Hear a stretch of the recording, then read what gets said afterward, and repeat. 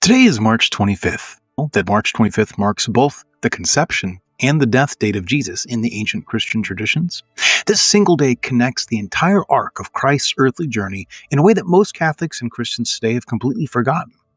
And somehow, J.R.R. Tolkien, who deliberately scheduled the destruction of the One Ring on this exact date, well, he understood this profound connection better than most modern believers.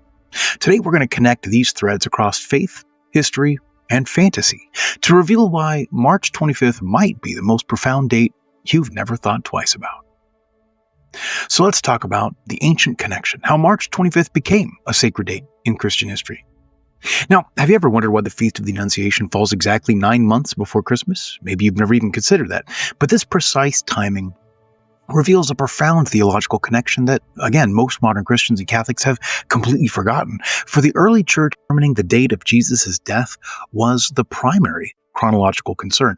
After all, the crucifixion occurred during the Passover with numerous witnesses present. But as early Christians reflected on this date, they discovered something remarkable that would reshape their entire understanding of sacred time. Augustine, in his influential work on the Trinity, articulates this connection explicitly. He says, "For he is believed to have been conceived on the 25th of March, upon which day also he suffered. So the womb of the Virgin, in which he was conceived, where no one of mortals was begotten, corresponds to the new grave in which he was now buried, wherein never was a man laid, neither before nor since." Augustine's insight established a powerful symmetry between Christ's beginning and end, influencing Christian understandings of time for centuries to come. Early Christian writers broadly embraced this fascinating theological concept that a perfect life would form a perfect circle, with a perfect person being conceived and dying on the same day of the year. And this concept became foundational to how Christians organized their entire calendar. March 25th gradually emerged as a cosmic pivot point within salvation history. The Church Fathers systematically mapped out biblical milestones onto this single date. The first date of the creation of Adam, the Lucifer's fall, followed by the Israel's Red Sea crossing, and even Abraham's preparation to sacrifice Isaac. In this theological timeline, March 25th served as the axis around which all sacred history revolved. This date's significance extended beyond religious observance. March 25th, not January 1st, served as the New Year's Day throughout much of Europe for many centuries. The transition to January 1st only occurred with Pope Gregory XIII's calendar reform in 1582, though regions, including parts of England, continue observing March 25th as the year's beginning until 1752. In fact, if you count the months forward, this is why September is the 7th month, but it's now the 9th month for us, because everything was shifted a couple months ahead, right? October would be the 8th, not the 10th. November would be the 9th, not the 11th. December would be the 10th, not the 12th, but everything shifted. This calendar choice reflected a deeply spiritual understanding of time itself by marking the new year on the Annunciation. Christians emphasized Christ's incarnation as humanity's true beginning. The date's alignment with spring and the Jewish month of Nisan created layers of meaning that January just couldn't match. For early Christians, time functioned as more than a linear progression. It operated as a tapestry where sacred events echoed across centuries. The liturgical calendar embodied a cosmic understanding where beginnings and ending converged in meaningful patterns. By the 6th century, the Church had officially established March 25th as the Feast of the Annunciation, cementing this into liturgical practice. And this profound connection between Christ's conception and his death was now clear. This 9-month countdown to Christmas represented theological precision that communicated very deep truth through the very structure of the calendar itself. Now, Tolkien had a very Catholic imagination, and the spiritual geography of Middle-earth is, in fact, very deliberately Catholic. While the Catholic Church embedded sacred significance into its calendar, one devout author quietly wove this theological understanding into what would become the world's most beloved fantasy epic.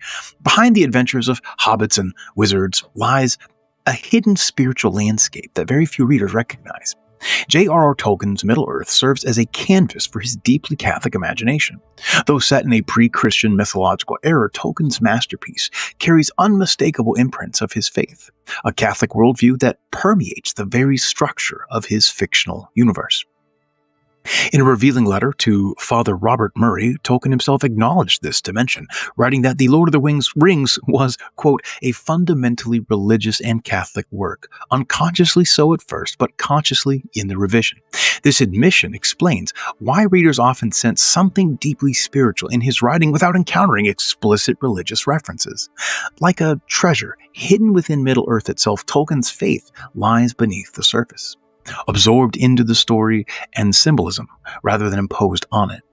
The foundations for this approach developed during Tolkien's formative years at Birmingham Oratory, which he called a good Catholic home in excelsis.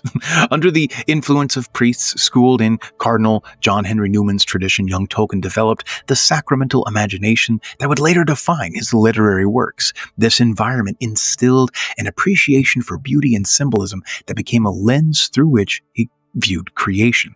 His extraordinary devotion to the Eucharist directly influenced how he portrayed goodness throughout his fiction. Out of the darkness of my life, he wrote, I put before you the one great thing to love on earth, the Blessed Sacrament. There you will find romance, glory, honor, fidelity, and the true way of all your loves on earth. Tolkien's Catholic upbringing similarly shaped his portrayal of evil as a corruption of what was originally good. In his letters, he explained that Middle-earth's malevolent creatures are essentially mockeries, trolls of Ents, orcs of elves, and Gollum of hobbits.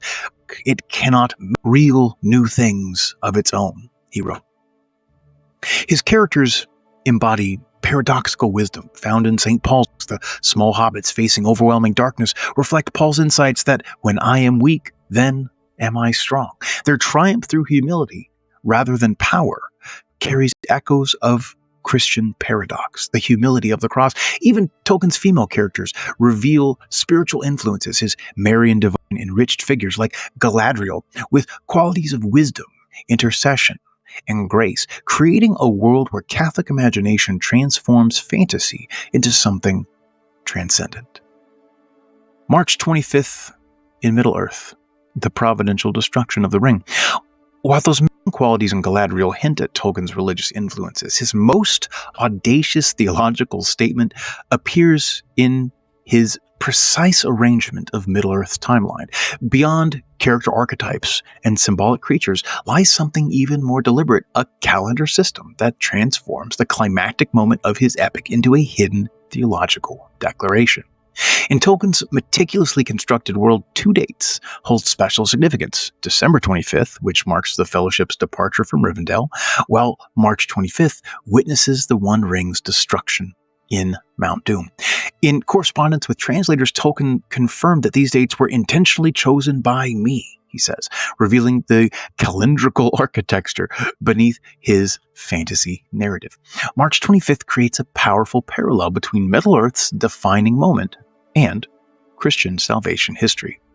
This date traditionally marked both the Annunciation and Christ's crucifixion in ancient Christian understanding, as we talked about, connecting the incarnation with its redemptive culmination. By selecting the specific date for the ring's destruction, Tolkien established a connection between his fictional world and Christian theology. The ring's destruction strengthens this parallel through a moment of profound tension. After bearing evil's burden across Middle-earth, Frodo ultimately falters at the crack of doom when the ring overcomes his will, and in this apparent failure, Gollum intervenes, biting off Frodo's finger, and in his manic celebration, tumbling into Mount Doom's fires.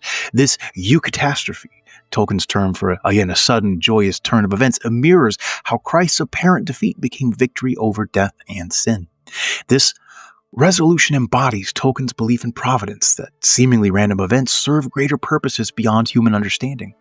Earlier, Gandalf hints at this exact framework, telling Frodo something else was at work, beyond any design of the Ringmaker. What appears as chance, Gollum's presence at the decisive moment becomes essential to Middle-earth's salvation. Tolkien distributed Christ-like qualities across three central characters, each embodying aspects of Christ's threefold ministry. Frodo bears the priestly burden of evil, for others, salvation. Gandalf fulfills the prophetic role, returning transformed after battling the darkness. And Aragorn embodies kingship, the rightful heir, reclaiming his throne after preparation in obscurity. All three journeys converge towards that significant March date, creating a pattern of redemption woven through the narrative. The date's importance continues beyond the ring's destruction. In Tolkien's appendices, we learn that 2 years after Sauron's fall, on this exact same date, Sam's daughter Elenor is born, symbolizing new life after evil's defeat. This pattern of death and rebirth, centered on a single date, reveals Tolkien's vision of a cosmos where endings become beginnings.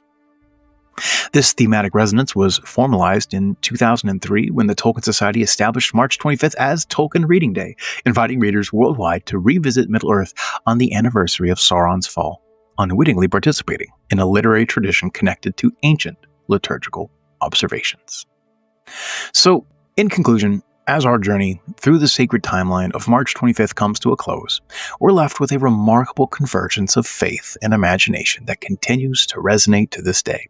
This date stands as a bridge between worlds, both in our religious traditions and in Tolkien's masterpiece.